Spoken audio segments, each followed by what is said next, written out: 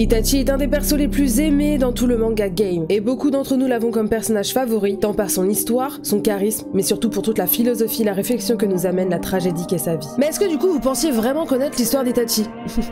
Non! Aujourd'hui je suis là pour t'apprendre toute la vérité sur son histoire, sur qui il était, jusqu'à la fameuse nuit du massacre du clan Uchiwa.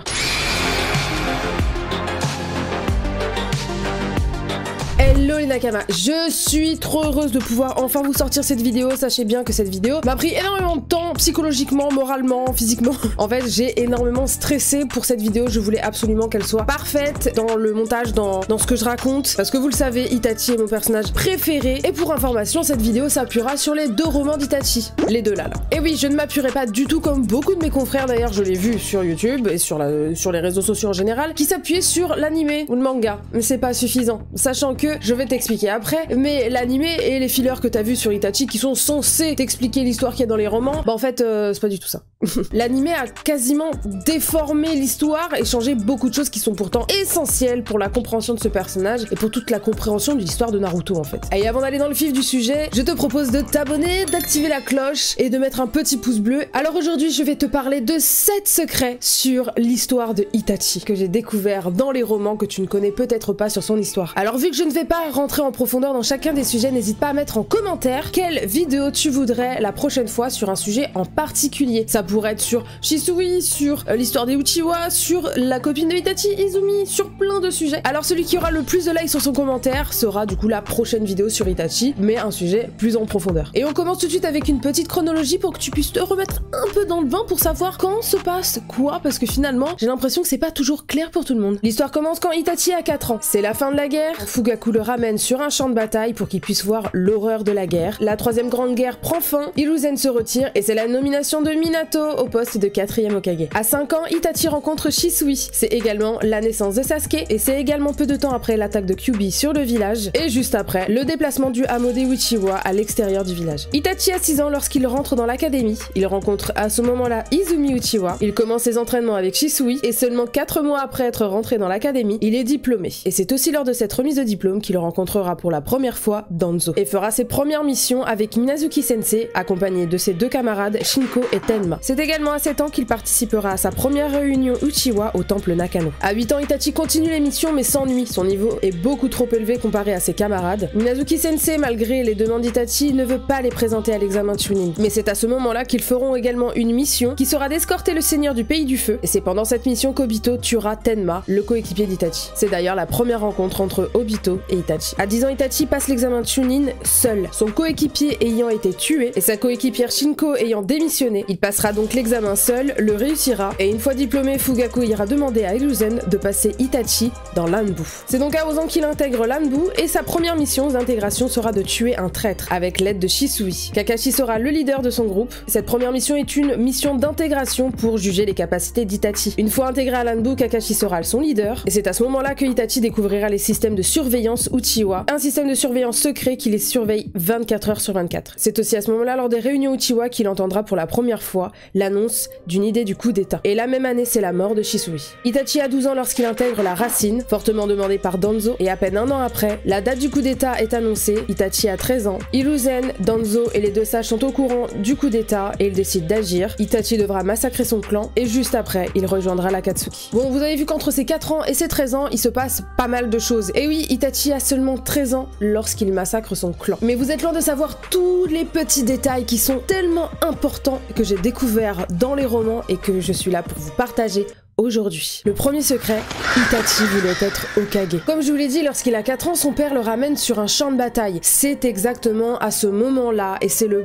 point précis du changement dans la tête d'Itachi. Itachi a été profondément choqué par ce qu'il a vu, par la mort, par les milliers de personnes qui devenaient finalement égales face à la mort. Plusieurs bannières, plusieurs villages, mais une scène atroce. Son père a donc engendré le Itachi qu'on connaît aujourd'hui. Itachi dira lui-même à ce moment-là, c'est ça l'avenir qui m'attend, alors je le changerai. Fugaku a voulu faire de lui un homme plus dur, un shinobi prêt à tout, et finalement c'est ce qu'il fera, mais on est face à un jeune garçon qui a une maturité absolument incroyable. Et sa vision de la vie, de la mort, du chemin parcouru et des des buts, du sens même de la vie, va vraiment torturer l'esprit d'Itachi. Ce qui va entraîner le fait qu'Itachi, dès son plus jeune âge, va être perçu comme froid, insociable, mais aussi un énorme travailleur. Parce qu'il le dit directement, il veut être Hokage. Et son rêve, c'est la paix dans le monde, c'est d'abolir toutes les guerres. Il ne veut plus voir ça. Il ne veut pas d'une 4e grande guerre. Le plan a échoué.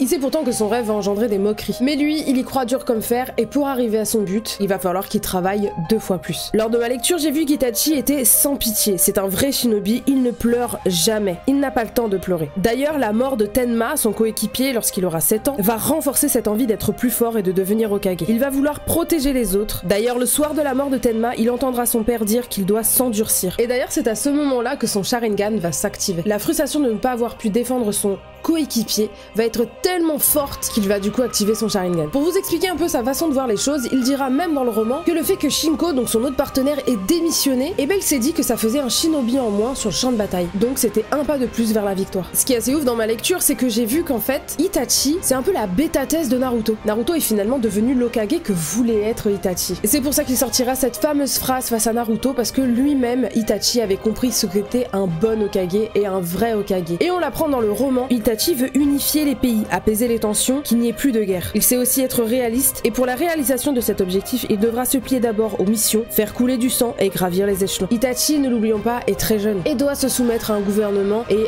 à un village qui, à ce moment-là, est quand même extrêmement corrompu, mais ça on le verra après. Je ne parlerai pas de Danzo Hiruzen tout de suite. Itachi finalement est un personnage pragmatique, il va voir au-delà des sentiments et de l'attachement au clan. Il est de Konoha avant tout, et c'est avant tout un être humain, et qu'il est égal à ceux qui peuplent cette planète. Deuxième secret très important, on va parler de Obito Uchiwa, le meurtrier psychopathe. On connaît tous Obito comme celui qui a pété les plombs après cette fameuse scène où Kakashi a fait un donut Sarine. Et son envie de détruire Konoha et d'effacer ce monde de shinobi dépasse l'entendement. On le sait aussi, c'est lui qui a lâché Kyuubi, mais il reviendra attaquer le cortège du Seigneur du Feu, et lors de la première rencontre avec Itachi, lors de l'attaque du cortège du Seigneur du Pays du Feu, dans l'animé c'est un peu flou, genre il y a une vision un peu rapide de cette scène, alors que dans le roman, c'est là que je me suis rendu compte qu'Obito avait vraiment un grain, vraiment. Itachi fait donc sa rencontre, il ne sait pas que c'est Obito, et ça reste un inconnu. Ce jour-là, il apparut devant le cortège et lança un genjutsu qui immobilisa tout le monde, sauf Itachi, insensible à celui-ci, et contre toute attente, Tenma également, qui résiste au genjutsu. Tenma est un personnage un peu... il a un peu le seum contre Itachi, de son niveau, donc il est un peu hargneux. Itachi restera pétrifié face à cet adversaire qu'il avait déjà jaugé trop puissant, mais Tenma foncera tête baissée, et contrairement à l'animé,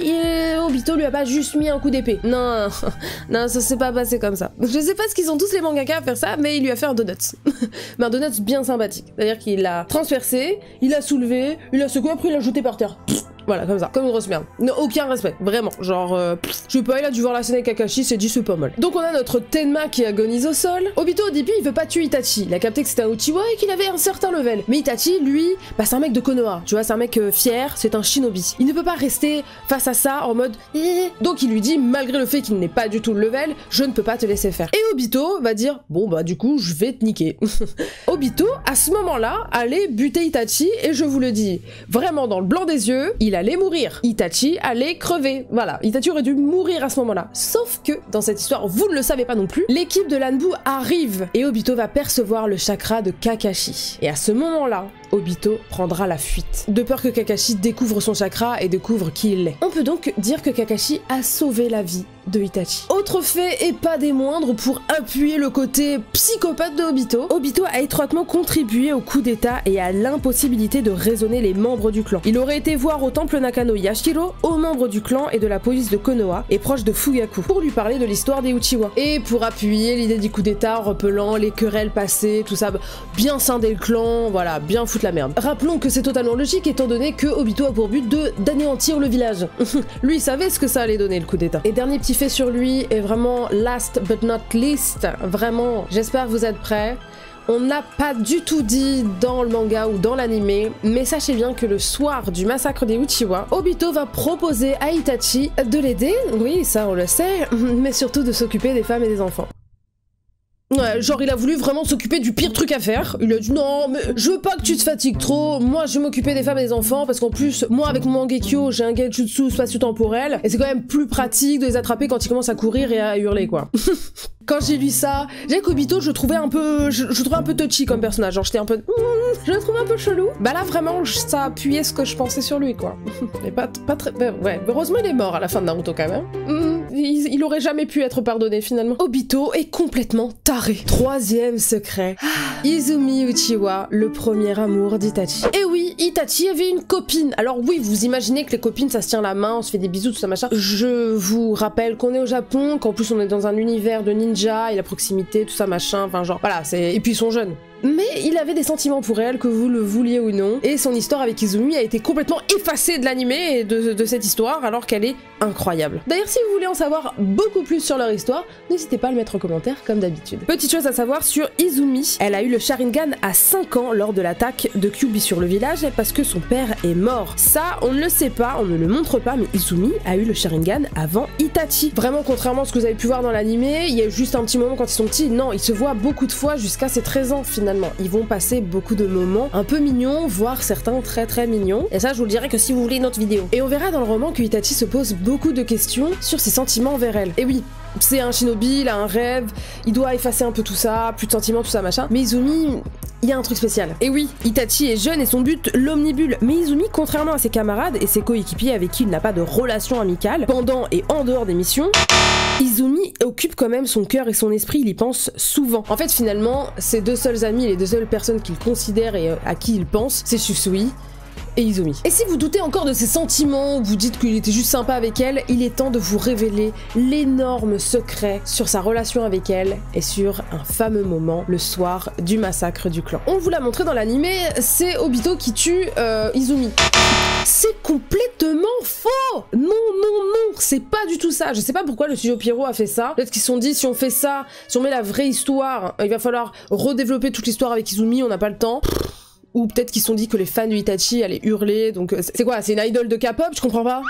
Laissez-nous, c'est son histoire. Bref, le soir du massacre des Uchiwa, Izumi sera la première tuée par Itachi. Il arrivera chez elle et lui fera un genjutsu extrêmement puissant grâce à son Mangekyo Sharingan, le Tsukuyomi. Il lui fera vivre une vie paisible avec lui, où ils se marieront, auront des enfants. Dans ce genjutsu, il la fera mourir d'une maladie, il sera à côté d'elle à ce moment-là, et Izumi mourra donc en l'espace de quelques secondes dans la réalité. Et c'est avec la voix d'une vieille dame de 80 ans qu'elle murmurera à Itachi: merci. Il le dira lui-même, il fera une croix sur son seul et unique amour, et c'est à ce moment-là que son cœur deviendra glacé, pour pouvoir ensuite buter le reste de son clan. Il a buté son premier amour, et la possibilité d'avoir une vie avec une femme et des enfants. Il fera une croix sur une vie normale, en commençant par Izumi. La scène, je la trouve extrêmement romantique et pure, et en même temps d'une amertume et d'une tristesse incroyable, vraiment à l'image de ce personnage. Et elle est d'une maturité et d'une beauté pour un jeune homme de 13 ans dans cette histoire, ça dépasse l'entendement. Vraiment. Et si vous voulez aller lire du coup les romans, ou si vous voulez en savoir plus dans une vidéo sur Izumi, vous allez voir que vraiment leur histoire est extrêmement touchante et très très triste. J'avais vraiment les larmes aux yeux lorsque j'ai lu. Quatrième secret est celui qui est pour moi un des plus importants. Shisui Uchiwa ne s'est pas suicidé. Shisui est un personnage très peu connu dans le manga comme dans l'anime. Il n'existe qu'à travers l'histoire d'Itachi, on ne sait pas grand chose sur lui. À part qu'il est méga fort et qu'il s'est suicidé après avoir donné son Mangekyo. Mais ça c'est ce qu'on vous dit dans l'anime. Voilà, on vous dit ça un petit peu de manière, voilà, il s'est suicidé. Mais ça va beaucoup plus loin que ça. Pour ce qui est de sa force, on ne vous ment pas. Il est très doué, c'est un génie, et c'est le meilleur ami et la seule personne de confiance d'Itachi. D'ailleurs, lors de leurs entraînements, il me semble qu'ils avaient fait des combats entre eux, et sur une trentaine de combats, et je crois qu'Itachi a gagné 3 fois, contre 30 je crois pour Shisui. Si vous voulez savoir le level de Shisui. Après, ils ont quand même quelques années d'écart, mais Shisui était quand même extrêmement chaud. Mais là où on vous a menti, c'est sur sa mort. En effet, on le sait, Danzo lui aurait volé son Mangekyo Sharingan sur un seul œil, et suite à cette défaite, il aurait donné son autre œil à Itachi, puis se serait jeté de la falaise. Non non, non, non, et non. C'est comme pour Izumi, en fait, ils ont pas eu le temps. Ils se sont dit, non, frérot, on n'a pas le temps de faire toute la scène. Et pourtant, c'est d'une importance capitale. Voilà ce qui s'est réellement passé. Alors que Shisui se trouve devant l'entrée de la racine, il y a effectivement une conversation avec Danzo. Danzo lui dit qu'il est au courant de son plan de contrer le coup d'état par l'utilisation du Koto Amatsumaki sur Fugaku. Alors le Koto Amatsumaki, c'est le pouvoir qu'a Shisui grâce à son Mangekyo Sharingan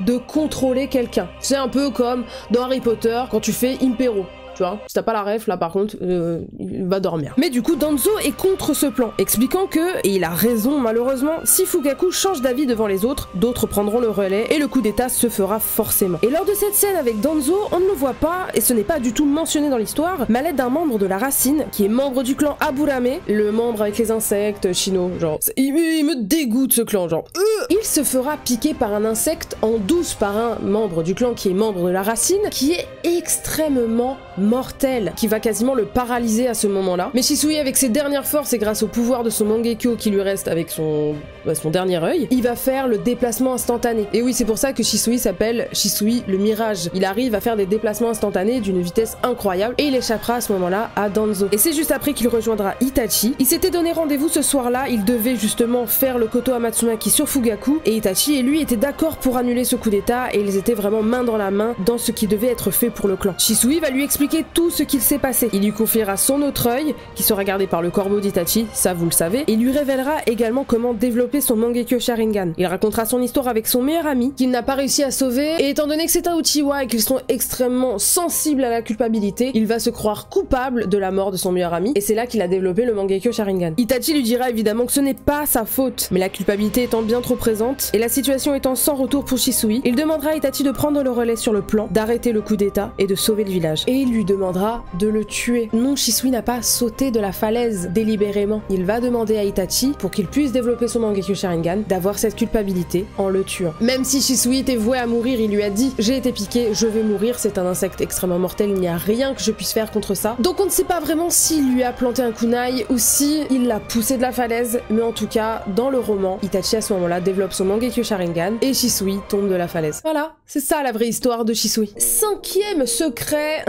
on va parler de quelque chose qui fâche. Danzo et Hiruzen, les véritables coupables. Ces deux personnages sont autant coupables l'un que l'autre, il est temps que vous le compreniez. Danzo, on le sait, c'est un fils de flûte. Vraiment, genre, je le déteste, on le déteste tous, on ne peut pas le blairer, mais il y a des petites choses que j'ai apprises dans le roman qui vont vraiment appuyer mes dires. J'espère que vous êtes prêts parce que vous le détestez déjà, mais là vous allez le détester encore plus. On apprend dans les romans que les deux rumeurs suite à l'attaque de Kyuubi, comme quoi c'est un Uchiwa qui aurait lancé l'attaque, et que Kyuubi est dans le corps de Naruto, deux rumeurs qui sont arrivées quasiment en même temps, qui donnent sur une haine du clan Uchiwa et un rejet de notre pauvre Naruto par tout le village. Et ben c'est Danzo qui a lancé les deux rumeurs.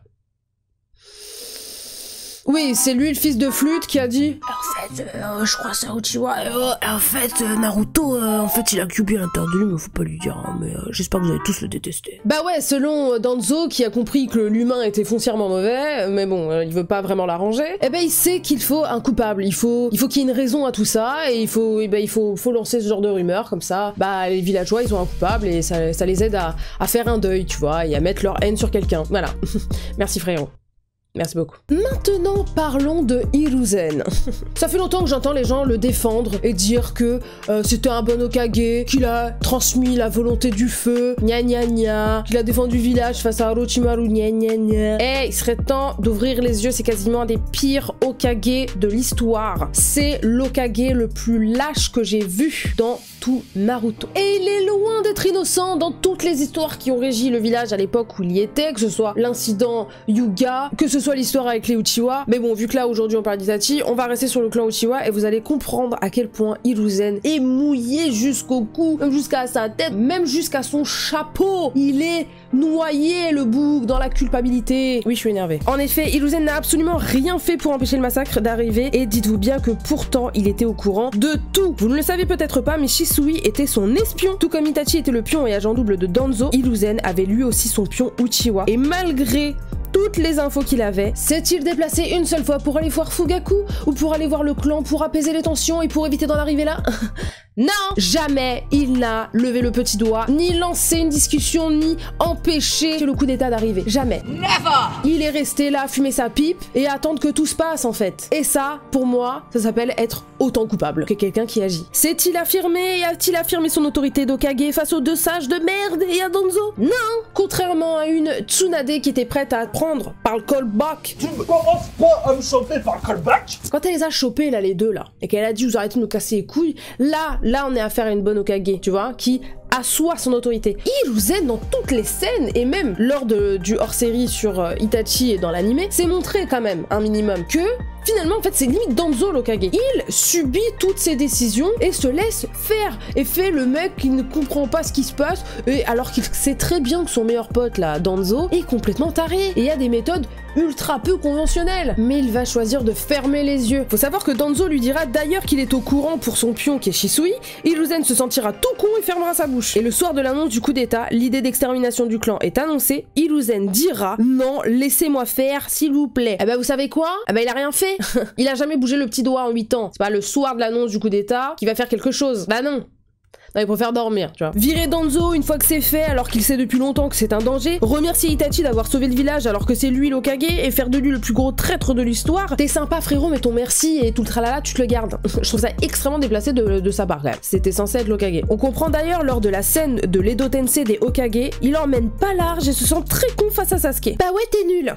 Oui, je suis énervée. 6e secret, et c'est un secret, voilà, un petit peu flou, mais pourquoi le coup d'état? C'est vrai que le sujet reste flou, et finalement, c'est que dans le roman que tu comprends réellement tout ce qui s'est passé et tout ce qui a amené le coup d'état, et ce qui en a amené au massacre des Uchiwa. Et faut savoir qu'il y a plusieurs raisons, et que ça remonte à très très loin. On sait que Tobirama, donc le deuxième Hokage, les a placés dans la police, et mis dans un hameau à part. D'ailleurs, vous vous rappelez que lors de la scène de l'Edo Tensei, lorsque Hashirama apprend que Tobirama, une fois qu'il était mort, avait mis en place le hameau des Uchiwa et les avait un peu excentrés du village, Hashirama n'était pas du tout content, il n'était pas du tout d'accord, il lui avait dit de ne pas le faire. Il savait, Hashirama, que c'était pas du tout la bonne méthode. Et vous pensez que Tobirama il a fait ça parce qu'il est sympa? Parce qu'il s'est dit vas-y je vais un peu considérer les Uchiwa? Vous êtes naïf. Pas du tout. C'était pour mieux les contrôler. En effet, vu qu'ils sont dans la police, ils ne sont pas dans l'Anbu, ni dans les affaires de l'État. Ce ne sont que des pions que l'on contrôle facilement. Si vous voulez, c'est comme placer une ethnie uniquement dans l'armée ou dans la police, mais jamais au gouvernement. Ils subissent les décisions, mais ne les prennent ou n'y participent jamais. Et les placer à part dans un hameau, en fait, finalement, les Uchiwa ne vont pas se mélanger. Ce qui était l'idée de base de Hashirama, de mélanger tous les clans pour que les Uchiwa se sentent vraiment intégrés au village. Placer une ethnie dans un hameau à part, et l'idée de communautarisme et de clan ne fera que grandir. C'est logique. Du coup, en fait, tu amorces le fait que les Uchiwa resteront toujours des Uchiwa et ne s'intégreront jamais. Ça n'aide en rien. On n'intègre pas les gens en les mettant à part. C'est quand même très logique. Autre petite info qui est liée au coup d'état, sachez que Fugaku aurait dû être Hokage. Et oui, aux côtés de Minato pendant la 3e grande guerre, Fugaku brilla et s'illustra au combat. Mais l'idée de proposer un Uchiwa en tant qu'Hokage était inenvisageable. Cela laissa un goût amer au clan qui se sentit délaissé et humilié. Autre info, les tensions et la fierté du clan ne font pas bon ménage. Les Uchiwa sont détestés et mis à l'écart après l'attaque de Kyuubi. La rumeur d'ailleurs qu'un Uchiwa ait lancé l'attaque courra très vite, créant un malaise au sein du village. Itachi sera d'ailleurs victime de racisme avec ses camarades. Il sera souvent traité de sale Uchiwa, et c'est pas du tout comme dans l'animé, non, ils sont pas en train de lui faire une hola et dire oh mon dieu il est trop fort. Oui, les filles sont en mode ouais il est trop fort, mais la plupart de ses camarades le détestent et lui disent c'est ta faute si j'ai perdu un parent lors de l'attaque Kyuubi. Encore une fois, le coup de la rumeur ne va pas du tout aider les Uchiwa à se faire apprécier. D'ailleurs, il faut savoir que le soir de l'attaque de Kyuubi, les Uchiwa voulaient aider et prendre part au combat, mais un ordre d'en haut leur interdit de bouger. Bon, on imagine tous que l'ordre vient de Danzo, hein. Voilà, c'est toujours lui de toute façon. Ils seront obligés de faire leur travail de policier, effaçant tout leur côté shinobi et juste de pion pour emmener les civils au bon endroit. Abasourdis par cet ordre, ils obéirent mais furent humiliés par le manque de confiance. Il faut savoir également que le coup d'état a mijoté pendant quelques années pendant les réunions au temple Nakano. Les situations stagnantes, voire qui se dégradent, le fait aussi qu'ils se sentent expulsés du village et surveillés, le manque de communication et le laisser-aller de la situation ne vont rien arranger. La colère monta à l'intérieur du clan pour finalement aboutir à la décision du coup d'état, et il faut savoir que ce coup d'état, on ne nous l'a pas expliqué, mais il consistait à renverser le pouvoir et à mettre Fugaku en tant que Hokage. Le désir de voir leur leader enfin à la tête du village, c'était ça le coup d'état. Faire respecter le clan qui était pourtant un des clans fondateurs de Konoha. L'idée de clan était bien plus importante que le village de Konoha, chose que Itachi n'acceptait pas. Ils ont essayé de faire d'Itachi un agent double, mais il ne lâchera aucune information à son clan, ne voulant pas attiser une haine qui était déjà bien trop présente. Petit point important, la scène où Fugaku supplie Itachi n'existe pas, tout comme la révélation que Fugaku a le Mangekyo Sharingan. Jamais dans le roman, il n'est mentionné Fugaku comme étant détenteur de celui-ci. Itachi dira d'ailleurs qu'ils sont 3 à avoir le Mangekyo. Donc Obito, qu'il appelle Madara à ce moment-là d'ailleurs, parce qu'il ne sait pas que c'est Obito, Shisui et lui-même. Il ne connaît que 3 détenteurs de Mangekyo Sharingan. Donc la scène où il a un peu peur de son père, faut l'effacer, il a pas peur de son père. Il sait qu'à son âge, à 13 ans, il a quasiment dépassé le level de son père. Déjà qu'il a pas peur d'Obito parce que ça, à ce moment-là, il en voit déjà souvent bouler. Itachi s'en fout de son daron. Et c'est hyper important de dire ça parce que finalement ça change pas mal de choses. La relation qu'il a avec son père se dégrade. Faut savoir que Fugaku a quand même 2 discours. Il aimerait que Itachi fasse partie du clan et fasse partie du coup d'état, mais il lui dira quand même une phrase très importante qui construira le shinobi qu'est Itachi. Il lui dira de toujours garder garder ses valeurs. Si quelqu'un va à l'encontre de celle-ci, Fugaku lui dira de toujours rester sur ses valeurs, de ne jamais se laisser influencer. Et c'est ça pour lui un vrai shinobi. Et même si c'est son père. Finalement, Fugaku est assez sage et en même temps, il le dira lui-même, c'est un vieux con Uchiwa qui doit quand même voilà, écouter les supplications de son clan. Donc en fait, il a le cul entre deux chaises, mais il a quand même choisi son clan.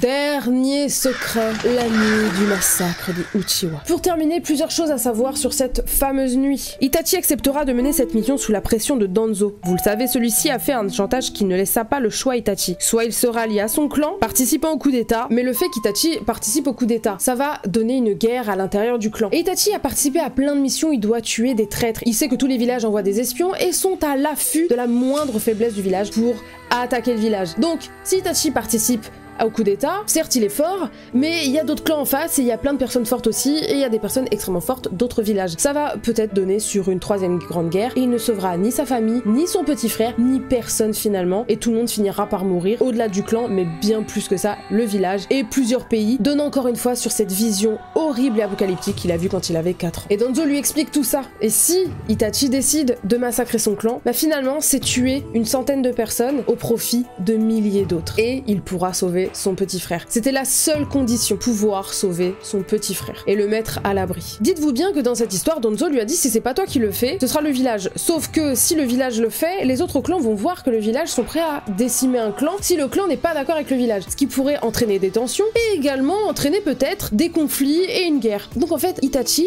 a été mis au pied du mur et on ne lui a pas laissé le choix. Itachi a réfléchi et s'est dit c'est la seule solution. On en est arrivé là, c'est trop tard, j'étais trop jeune et j'avais pas assez de pouvoir. Son rêve d'Hokage s'envole, mais la seule chose qu'il puisse faire, c'est sauver son frère et sauver son village. Danzo finalement a réussi son coup, la protection du village par l'anéantissement du clan Uchiwa, seule tâche selon lui qui n'arrivera jamais à contrôler. Je vous l'ai dit, Obito lui propose, lors du massacre des Uchiwa, de l'aider en s'occupant des femmes et des enfants. Ça, on l'a déjà dit. Et d'ailleurs, on ne sait pas trop comment ça s'est passé du côté d'Obito, mais on le devine. Bon, voilà, on n'a pas trop envie de savoir, on sait qu'il a dû faire une sacrée razzia, mais on se concentre plutôt sur Itachi. Et contrairement à l'animé, non, ce n'est pas une boucherie. Il n'est pas en train de mettre des coups comme ça à la va-vite. C'est bon, il est pas en train de faire un tableau. Quand on a une épée, quand on a un katana, on fait ça bien. Itachi est quand même pro. Non, il n'y a pas des giclures de sang partout. Il fait ça méthodiquement, il fait ça rapidement et fait en sorte que la douleur soit la plus courte possible, que la mort soit la plus rapide possible. Itachi est donc extrêmement discret lors de cette attaque. Et non, il n'est pas avec plein de sang sur le visage. Alors c'est que je sais que ça rend bien dans l'animé, ça rend le tout très sanglant, mais Itachi ne se tâche pas. Il fait ça, comme je vous l'ai dit, méthodiquement. Donc, dites-vous bien qu'il a essayé de faire ça bien, quand même. Je sais, c'est pour essayer d'arrondir les angles. C'est pas un boucher non plus. Autre chose que vous ne savez pas, parce que ce n'est pas détaillé dans l'animé ni dans le manga, Itachi a énormément utilisé son Mangekyo Sharingan. Il va être d'ailleurs extrêmement épuisé après le massacre par l'utilisation abusive de celui-ci, et il l'utilisera, oui, sur Izumi, mais de façon plus horrible sur certaines personnes. Et il a pris un malin plaisir à les torturer et à faire ça de manière bien sympathique. Je parle donc des instigateurs du coup d'état les plus proches de Fugaku, Inabi, Teika et Yashiro, qui étaient vraiment pour le coup d'état et qui détestaient Itachi. Et Itachi les détestait en retour. On verra donc la scène aussi où lorsqu'il est devant chez lui, ils vont l'accuser du meurtre de Shisui Uchiwa, et c'est le seul moment d'ailleurs où Itachi perdra le contrôle. Il les déteste, il les juge arriérés et étroits d'esprit et responsables de la dérive du clan. Et il va leur péter la gueule d'ailleurs à ce moment-là. Et le soir du massacre, il s'occupera de personnellement. Pour Inabi, il va juste lui couper la tête. Voilà. Avec une bonne giclée de sang sur le sol, qui ne touchera pas Itachi bien évidemment, il coupe la tête et la tête vole.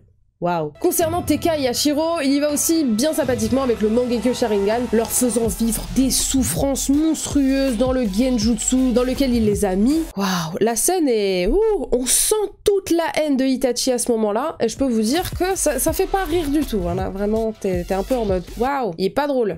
C'est quelqu'un Itachi, hein, quand même. Après, pour ce qui est de la scène avec ses parents, celle-ci est bien exacte, voire même identique mot pour mot. Une scène poignante où l'on verra un Itachi détruit, en larmes, rare moment d'expression de sa tristesse et de son amour, un moment même de faiblesse, un peu comme pour Izumi. Juste après, il partira, il rejoindra l'Akatsuki, et bien évidemment, je vous invite quand même à lire les romans, parce que là, vous avez pas mal de détails, mais la lecture est quand même incroyable. incroyable, je vous assure, vous en apprenez énormément, mais énormément sur Itachi. Autre point que j'ai oublié de vous dire quand même, qui est très important, parce que je savais pas trop où le mettre, mais vous devez vous demander pourquoi Itachi, s'est pas rebellé contre Danzo, alors qu'il a rejoint la racine, alors qu'il a su juste avant que Danzo avait buté son meilleur pote. Faut savoir qu'il a essayé de le tuer.